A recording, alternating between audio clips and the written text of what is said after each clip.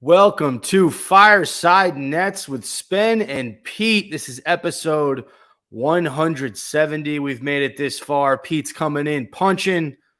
And so are we tonight after our second preseason loss to the 76ers, 127-119. Pete, all I got to say is this. Thank God it's the preseason. I'm okay with the result because the game essentially doesn't matter. But there are a lot of takeaways from this game. We're going to get into it. But first off, how the hell are you, man? How's everything going? You want to talk about what you got?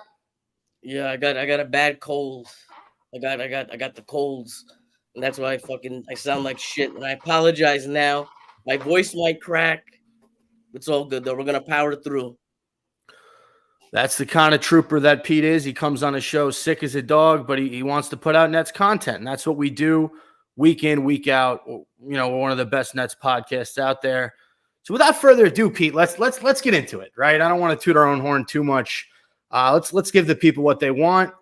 And that is talking about Ben Simmons. So we're starting to see this guy that's been talked about all season. Jacques Vaughn's talked about it. His teammates have talked about it. God knows that he's talked about it. It's coming to fruition in the preseason. We're seeing the Ben Simmons of old. Tonight he only had 8 points, but 6 rebounds, 9 assists, 3 steals. He did have 8 turnovers. He has to clean up the turnovers. If this was a regular season game, he has these amazing plays. And one play, he gets a bounce pass down the lane, no look, behind the back bounce pass to Spencer Dinwiddie for a wide open 3. That was one of the coolest moments in the game. Got a lot of retweets on Twitter. I don't want to downplay that, but the 8 turnovers, to me, it's just as important as those amazing plays that he makes because he's our point guard. He has to be able to not turn the ball over, Pete. Let me take a sip here. Get a sip of water before you go in. Of course, I'm ready. Oh, absolutely. This is what I was going to say. I was planning to do this whole speech. It's the preseason. Guys are out. It really doesn't matter. But some of these turnovers were just like ugly. But let's think about it, guys. A lot of guys were out. This is not going to be the starting lineup we see in a week, hopefully. And I'm okay with it. As long as he keeps on moving well, I'm okay. I'm just a little upset that Cam Johnson isn't back in. We need these reps. We do need the reps. I agree there. I am happy with the effort we saw from everybody tonight. I did think that Philly got out to a quick start and just hit us in the mouth. I think the score was 13-0 in the opening minutes of the game, so it was tough for the Nets. Were down 20 points. A ton of times in this game, there were a lot of moments for the Nets where you saw something and you said, wow, okay, I like what I'm seeing. I want to see more of that in the regular season. Cam Thomas had his moments in this game where he got hot. Nick Claxton, right, had a little dust up with Pat Beverly. Did you see that? That was pretty good. I love that. Yeah, I mean, who doesn't love Pat Bev? Like he's practicing trolling in the preseason, which is incredible. He's dedicated to his craft. No. He gets flagrants in the preseason. That's ridiculous.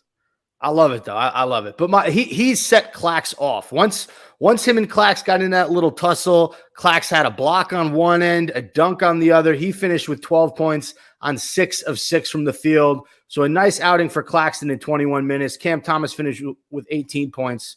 Some other guys who had nice games. Trendon Watford with 13 points, 5 of 10 from the field. He's been pretty good, Pete, in this preseason. It's him. It's Darius Baisley, and there's one other guy fighting for a roster spot. Is it Jalen Wilson? Did you say Harry Giles? No, I did not say Harry Giles. Is it? I thought there were 3 guys. I know it was Baisley, it was Watford, and one other guy. Maybe it was Wilson, maybe it was Giles. It might have been Giles. Watford's been playing. It's Giles. Okay. Well, then maybe it's 2 out of 3 make the team. Let's go with that. So obviously Watford, Giles, they've played a lot better than Baisley. Basically hit a 3 in this game, 2 of 2 from the field, but Watford, 13 points for him. He's been a guy who surprisingly he can get to the basket. He can hit the floater. He hit 2 threes tonight, which I didn't see that coming, but 2 of 2 from 3, 7 rebounds. He's a stronger player, and he can kind of be a point forward. Now, before I get into my next point, what do you think of Watford throughout this game and throughout the preseason so far? You kind of brought up the highlights. There were like a couple possessions he made a bad turnover. We saw Ben Simmons in the post. It was like a smaller guard on him, and we wanted to get like a little play right there, and he just threw it right to the Philadelphia player. Like, that's only one bad pass, but I don't know. I seem to be seeing him at his worst, so I'm kind of grading him a little more negative. But that's just me. It seemed like everybody was turning the ball over, right? And you're gonna get that with Mikal and Cam out of the lineup. Guys who haven't been playing with each other are playing with each other. Royce O'Neal had 2 turnovers. Watford had 3 turnovers. I said Ben's 8 earlier. Cam Thomas had 3 turnovers. Claxton and Dinwiddie each had 2 turnovers. And Lonnie Walker, who had his worst game of the preseason, 4 turnovers. He was 4 of 11 from the field. Every time it seemed like the Nets were going to come back and make a run at this thing, Lonnie Walker would miss a fast break layup. He'd miss a fast break dunk. He'd miss a 3. Just not a great outing for him. I know he's going to clean it up. He just had an off night. Wait, time out. Is he hurt still? He had a contusion on his hand from last game, and he just came back now. He still might be hurt. He could be. He could look 5 of 6 from the line, but 0 of 3 from 3-point land, 4 of 11 from the field. He just looked off tonight. Maybe it's his knee. Maybe it's something else. I know that's not who he usually is, and he's one preseason game, he's fine. What was weird, Pete? And he hurt his hand, by the way. He hurt his hand. Okay. I don't know. You said wrist contusion. I don't know why. I hear the word contusion, I think of knee. I talked about Watford being that point forward. During this game when Ben Simmons wasn't handling the rock, it was Watford. We saw Cam Thomas handle it a little bit. The guy that we did not see handle the rock in 30 minutes of action, Spencer Dinwiddie. And I brought this up last week about, maybe not confusing him and trying to put him in a role where, he's off ball and he can focus on scoring. He only took 4 shots tonight, 5 points. He had 7 assists. It was weird. He was coming off the ball in a shooting guard position for the majority of the time he was in, but he was looking to pass tonight. So I don't know. Just wanted to get your thoughts on Dinwiddie not being that second primary ball handler after Ben Simmons. So, everyone said too much hero ball, too much ISO. He switches it up, then people get upset. But you know what? His usage rate went all the way down. I think it was 22% with us last year. It's down to 11. He's playing that guy in the corner, the catch and shoot guy. He's playing into the role. And I think he's doing it pretty well. What was he? He's 1 for 4 today, one for 3 from 3. But that's going to happen. He's not forcing it. He's not. I'd like him to be more aggressive than Trendon Watford and Royce O'Neal. Each of those guys put up 10 shots tonight.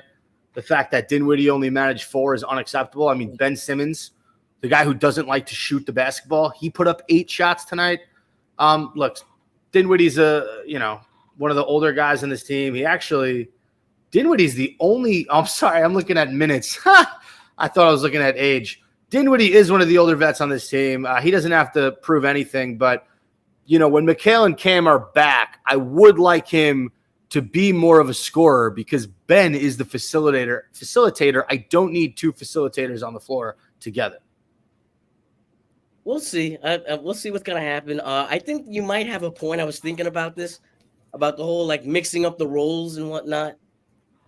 There might be something to that, but the guy is a pro. And let's face it, it's either going to be him handling the rock if Ben goes down or Dennis Smith Jr. And I think we all know we'd rather have Ben being the point guard, right? So he's going to have to be ready. Yeah, in all honesty, I did not miss Dennis Smith Jr. too much tonight. Because of the emergence of Watford as this point forward, I haven't really necessarily needed to see another ball handler. Royce comes in. He handles the ball a little bit. Lonnie Walker is a little too aggressive for me. He's looking for a shot almost every time he touches the ball. So I wouldn't trust him to make decisions. But overall, interesting game. We talked about Cam Thomas a little bit. He actually started the game pretty cold, missed a few shots out of the gate. He normally doesn't miss. He got it going at times throughout this game. I think in that third quarter, he hit a few buckets. He finished with 18 points, but a minus 13 on the night. Not a great look for him. I do like Cam Thomas's aggressiveness. And do you think that he's made a case that he should be a starter come regular season? No. I think that he has opened up my eyes a little bit. I've been very, very vocal about this. And him getting the starts was kind of a surprise to everybody. But I think this is what's going to happen. You're going to have Dinwiddie be the starter come opening day. And I would not be shocked. Dinwiddie gets traded at the deadline and Cam Thomas becomes the everyday starter after that. Could you see that? If Dinwiddie gets dealt at before the trade deadline. Yeah. I mean, I guess if you get bigger, right? If you're going to get a 4 to put next to Claxton. No, not even saying that. Let's just say we're going to have Ben, CT, Bridges, CJ, and Clax. How would you feel about that? So at that point, you're trading Dinwiddie for depth on your roster, not necessarily another starter. Let's just hypothetical game. Yeah, I mean that's kind of what I'm with you. So we've seen Cam in the starting lineup with Mikal and Ben and obviously Spence. But basically what your point is Spence and Cam Thomas are too similar in terms of size. Spence is more of a facilitator than Cam. Cam might be a little bit better of a mid-range shooter than Spence. Spence is obviously a better player, but on this team, if Ben is running the show, we don't need a guy who's great with the ball in their hands. We just need guys to score, right? So I can see Cam starting on this team, but while Spence is here, I mean, it's Spence's role, right? I agree. Some people would be very angry at you for saying that, by the way. Which part? A lot of people. That's Twitter. Would be mad at me for saying that Dinwiddie should be starting. And that it's clear that Dinwiddie's better than CT. Well, I mean, what do you do? Time out. Cam Thomas is great. All right. This is not a slight to him. Spencer Dinwiddie's bro. You don't see on Nets Twitter? Spencer Dinwiddie's a top 50 guard in basketball. So let's not. Cam listen, he's close. All-star. Blasphemy. That's fine. If anyone on Nets Twitter wants to come at me, I'll shoot you my address. How's that, Pete? It's real. Think I'm fucking around, bro. It's almost basketball season. I'm ready to go nuts and in a good way. So we've talked about almost everybody on this who played tonight. One guy, he hit a few shots tonight, but the fit has not been there this season. And that's Dorian Finney-Smith. I like the guy. His personality is great. He's a team player. He does not really fit on this team. He's too small to be our 4. He has not shot the ball well, and he's just non-existent if he's inside the 3-point line, not a strong ball handler. Are you disappointed with DFS, or did you kind of see this coming? I cannot see this coming at all. I thought he was going to run away with the job. And you know what? Excuse me. These 3 preseason games have really sold me that Royce is better. Yeah, because Royce is better. He might be, you look at the 2 players, you say, okay, 3-and-D, Dorian Finney-Smith, right? And I think he shot close to 40% in Dallas. Royce shot 38% from the field. But you know what? Royce does those little things. And it's not that Dorian Finney-Smith is bad or anything, but he's just not hitting his shots. And you have Royce who can handle the ball a little bit more. He's very good defending bigger guys. Really good. There is a place for Dorian Finney-Smith in the NBA to get big minutes to start. Obviously, in Dallas, it worked. There's a lot of teams that could use Dorian Finney-Smith. But let me read this stat to you, Pete. This is pretty funny. In 24 minutes, right? Both Dorian Finney-Smith and Royce O'Neal played 24 minutes. Royce had 13 points. DFS had 9. Royce was 4 of 10 from the field, 4 of 8 from 3. DFS was 3 of 6 from the field, 3 of 5 from 3. Royce had 5 rebounds to DFS's 3. Royce had 5 assists to DFS's 2. Royce had 3 blocks to DFS's 0. That's kind of a crazy stat that Royce is getting 3 blocks. Dorian Finney-Smith's not getting a single block. O'Neal had 1 more turnover. He had 2. DFS had 1. Plus minus, Royce O'Neal was a 0. Dorian Finney-Smith was a minus 16. They both wild. played 24 minutes. And obviously, it's preseason, different game, different guys. Obviously, the second half players out there for both teams were a lot different than the first half. But that's extremely tough. They had the same role on the team, and the Nets were 16 points better when Royce O'Neal played than Dorian Finney-Smith. So I think DFS is going to be the odd man out of this rotation. I just, he'll play because of injuries, but outside of that, I just don't see it. I got a question for you before you go to the next subject, right? Royce is going to be a free agent at the end of the year. Dorian Finney-Smith has a couple of years left on a good contract. What do you do there? Are you going to re-sign Royce? Or, supposedly Sean Marks could have traded Dorian Finney-Smith for 2 first-rounders last year when we got him in the Kyrie trade. Kind of burns now, right? But, what do you do? Right now, if I'm looking at the cap sheet, I say, Dorian Finney-Smith, you're going to stay. But I look at the eyeball test, and I'm saying, we need Royce. He's like a glue guy. Yeah, contracts suck, don't they? And yep. I always say current Spen is a lot smarter than future Spen, because future Spen is just not that bright. So I have no idea, but in terms of what makes sense salary wise, if you have to keep Dorian Finney-Smith because his value's in the toilet, I think you do. I also think that he's a guy who's going to be moved before the deadline. I'm making that prediction now. He will play good enough for the Nets in the first half of the season where his value isn't dog shit, and Sean Marks is going to move him. That is my prediction. Pete, you're on mute, but you're a pro at this. It's okay. I'm a pro. You guys, I'm a pro. I was going to say, I hope so. I hope you're right, because I'm not too sure.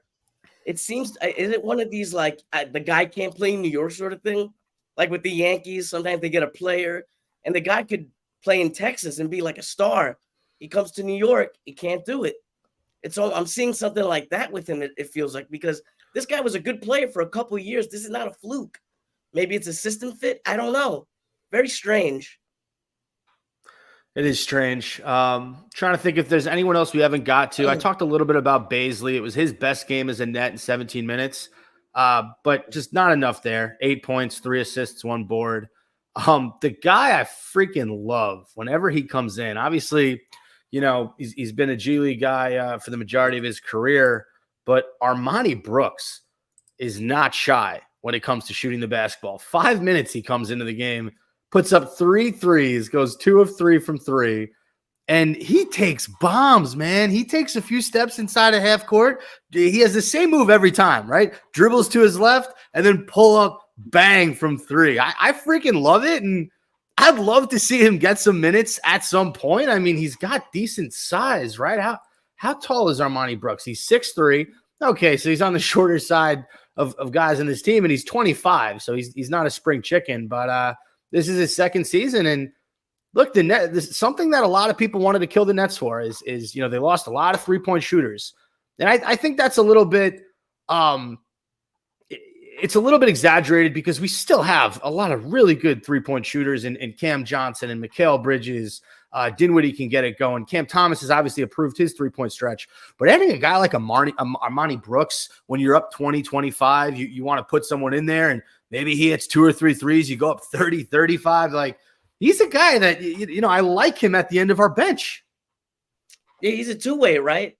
So that they'll have an option to play him a couple games and whatnot. But, I'd like to see him get a little bit better. But like you said, it is nice to have someone like that at the end of the bench. And he's still young.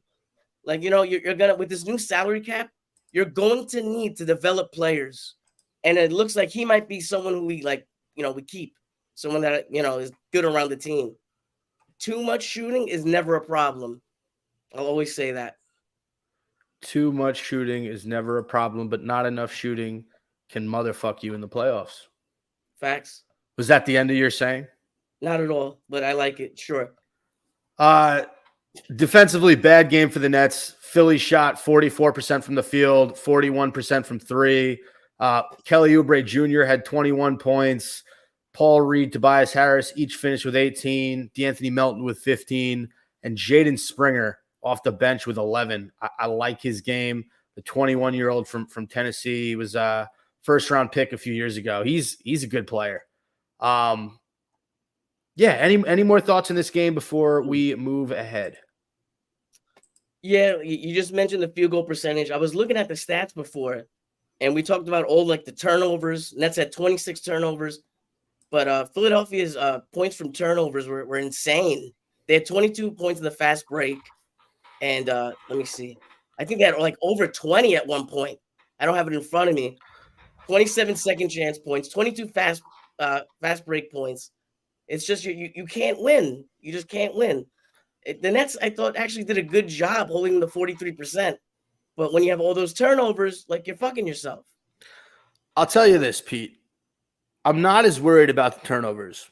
A lot of those passes were like basically someone was on the Nets was trying to post up their defender. And whether it was Ben Simmons, Trendon Watford, like you mentioned, had a few, Spencer Dinwiddie. There were moments where Ben would go to Day'Ron in the post, and Day'Ron's defender would just time it and jump and pick off the ball. And that's a chemistry issue. That is a timing. You have to get that down. You're gonna have to go through those growing pains in order to fix that. But there were so many of those turnovers where, hey, I'm posting up. All right, let me figure out when to get it to you. We haven't really been playing live games against a team that isn't, our own teammates a lot. Boom, turnover, right? Like that's going to happen in the preseason, and you might as well get it out now, because come regular season, we're going to tear our hair out from crappy ass turnovers like that. That's also an effort thing, right? After that play with Ben Simmons and Day'Ron Sharpe, Ben's telling Day'Ron, you have to come to the ball. If you think I'm going to throw it to you the second you see it out of my hands, come to it. Because don't let your defender beat you to that ball. That happened a lot of times. So that'll get itself worked out. I'm not as worried about that. I mean, 26 turnovers is a ridiculous number. They have to clean that up. But look, in a game without Mikal and Cam Johnson, I'm okay with it. I was pretty okay with the performance. I agree with you. Like, this is a work in progress still. And like I said before, it hurts not having Cam Johnson in. That's a big part of your lineup that, like, you don't think about. Yeah, I mean, he's probably your second best scorer, right? After Bridges. And CT maybe. All right, you got to cool it with the CT stuff. Let's get to this game. It's driving me insane. Let's get to the game that was played before this game. The Nets and the Ra'anana Maccabi team. 135-103. Ra'anana Maccabi is an Israeli professional basketball team. So few former NBA guys. Dwayne Bacon is probably one of the more notable names on this team. Quindary Witherspoon, he spent some time in the G League. I've actually watched him play. And then Bruno Caboclo, who was a first-round pick a long time ago. Yeah, Raptors. He's 28 years old. He's also on this team as well. Diakite is another name that you might recognize.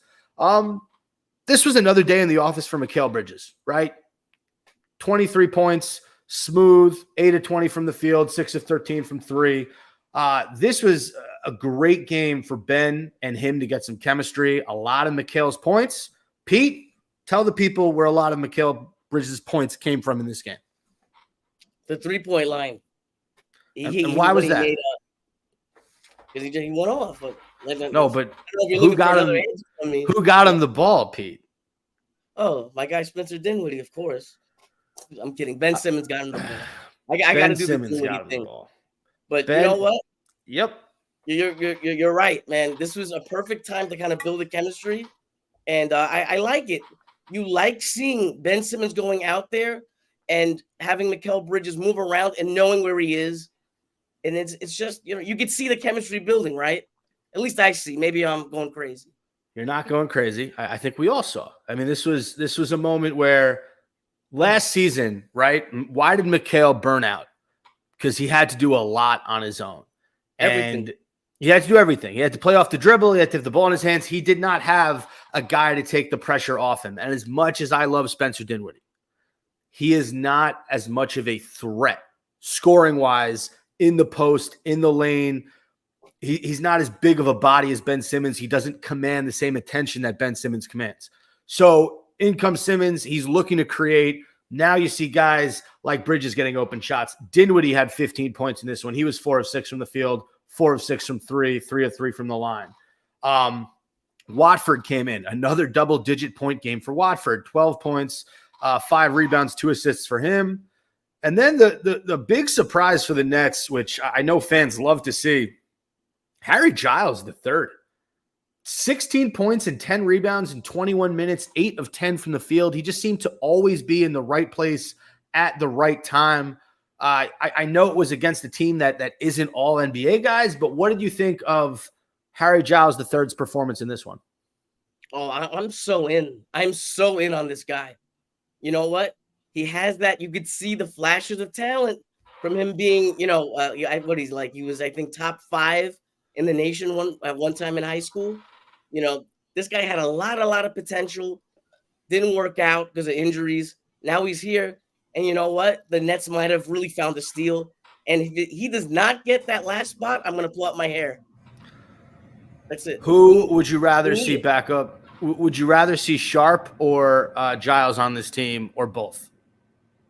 I want both, but I'm going to tell you why for every argument. We need Sharp because we need the rebounding, right? I know a lot of times he does not look like an NBA player. Sometimes he does stupid fouls. He can't handle the ball. But you know what? His rebounding percentage last year, I think he would have been like in the top 10 in rebounding percentage if he played enough minutes. He's an elite rebounder when he gets the minutes. And this is a big issue on this team. He's still raw. I still think he could grow. A lot of people are giving up on him, and I get that. But then we go to Giles. Giles could really spread the floor. And if you're going to have Ben Simmons, oh, man, how helpful would that be to have a center who could shoot? This is something that we've been waiting for 10 years, a decade? Yeah, it's been a minute. He's probably our best shooting big man since Brook Lopez. I think so. Right? Who right? else? We're going back. I can't think of anybody. I'm amped. Look, Claxton is obviously a top 15 center in the league, I think, if not top 20. He's top just 10, getting better. You think top 10? Offense and defense, yeah? Yes, absolutely. Okay. That could be a segment for our next show. Is Nick Claxton a top 10 center? I don't hate that. But no, he's a bona fide stud. I want someone who can be an offensive threat when he comes out of the game. Day'Ron is an energy guy. Day'Ron comes in, he's banging off the glass, he's trying to finish down low. Offensively, he's limited. Giles might not have the same energy and youth that Sharp has, although he's still pretty freaking young, right? How was he, 24? He's 25. Giles is 25 years old. No, Giles is 25. Harry Giles, no, he's 25 years old. He was born in 1998, my friend. Wow. I don't know. I think he adds so much more to this roster than Day'Ron does. Day'Ron didn't have a bad night against Philly, coming back from an injury that he suffered, I believe, in the first game against the Lakers. Yeah. But I don't know. I don't love Sharp. You talked about people who don't believe in him. You can put me in that box. I don't know if he's a legitimate backup NBA center. I don't. He hasn't proven it to me yet. You know what? You might be right. He showed these flashes at the end of last year. I think the last 5 or 10 games, I think it was. He performed pretty well. And like I said, the rebounding percentage is good. But then you look at the eye test, it tells you differently. I think this is his make or break year. He's either going to be like a backup or out of the NBA. And to me, he just doesn't look like a center. He doesn't command that. I don't know. He looks more like almost like a Reggie Evans type, like a very scrappy 4. And those really don't exist anymore in the NBA. A 4? What? How do you see him as a power forward? I'm saying just his size and his stature. How tall is he? He's let me see. Day'Ron Sharp is what, 6'10", 6'9"? He's 6'9". So he's not. Boy. He's 265, but he's 6'9", Pete. How many centers in the NBA do you know that are great that are under 6'10"? I'm not saying he doesn't have to be great. What? Can he rebound though? Can he he's a bang guy, right? Reggie Evans was a dynamite rebounder. He was 6'8". That's my point. He just, in my eyes, Day'Ron Sharpe looks more like a gritty power forward from the freaking mid-2000s who would play for the Grizzlies or the Trailblazers or one of those teams that had guys that just had motors and would bang and bang and bang. For me, he's very offensively limited. He can score a little bit around the basket, but it's not like he's, cleaning up everything. And you say he shows flashes. I don't need flashes anymore, Pete. I need consistency from these guys. I demand consistency from my second, my third, my fourth year players. We're starting to see that with Cam Thomas. He's growing a little. He's grown a little bit each year. Nick Claxton, same thing. I have not seen Day'Ron Sharpe elevate his game like the other young guys on this Brooklyn Nets team. And I don't want this to be a Day'Ron Sharpe diss episode, all right? You said there were non-believers. I just wanted to make their points known. The guy's 21 years old, right? He's still got some growing to do. That's all I'm going to say. Yeah, he does. That's a good counter. I can't argue with age, right? I can't. 6'9", undersized center. All right. Any other comments on this game? Not really. I mean, the competition was meh. Lonnie Walker had 12 off the bench, 5 of 6 from the field. He's going to be an important player for Brooklyn this year. Noah Clowney, nice little outing for him. 10 points, 4 of 5 from the field. Darius Bazley, weird stat line, 5 points, 14 rebounds. He was a plus 34 in this game. So I guess as the Nets just started to dominate in that second, third, and pretty much fourth quarter, because they got outscored 39-34 in the first. Jeez, I didn't know it was that bad. Yeah. Listen, the Maccabees were fighting back, but no, Brooklyn's, they're an NBA team. The worst NBA team can probably beat this Maccabee team 9 times out of 10. That's just how it is. All right, Pete. I think that does it. We broke down 2 preseason games. We broke down the Lakers game last week. We have one more game against Miami. And then, ladies and gentlemen, we have the regular season. It's coming up. It's around the bend. Any final words, Pete? We're wrapping up already? Let's go. Okay. We're wrapping up. It's a late Monday night. These people want to get to sleep, or they're starting their work day and their boss is giving them something to do, or they're a teacher in a school and, class is about to start. Or they're a student in the class that the teacher's about to teach. Well, whatever. Teach their own. Yeah, check out @NetFans. That's my Twitter. I just dropped an episode last week. Check it out on YouTube @NetFans. And I want to get better so I can talk normally again. Let's go Nets. Yeah. Let's pray for Pete because I'm dying. This health thing is it's not really working out for the pod, Pete. So selfishly, we're gonna need you to just heal yourself extremely quickly. I agree.